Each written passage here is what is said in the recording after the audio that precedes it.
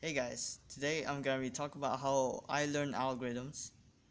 Now first you have to, of course, learn the algorithm. There are two ways I do this. First is read them from a website or something. Then after doing it a few times, I will find patterns in the algorithm.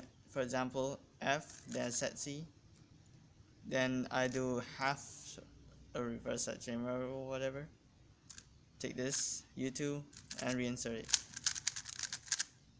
It's easiest to explain with the soon, which is you take the alg out, U, and then reinsert in a different way. So the second way is learning it from YouTube videos. So when you watch the video, we have to,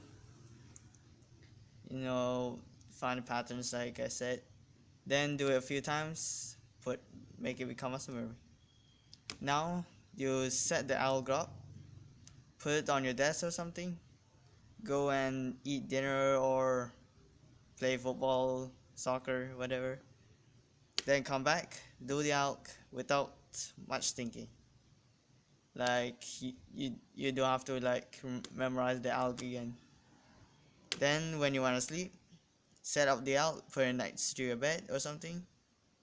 Then go to sleep, wake up and do the alg again without much thinking. This is it for today. See you next time. Peace.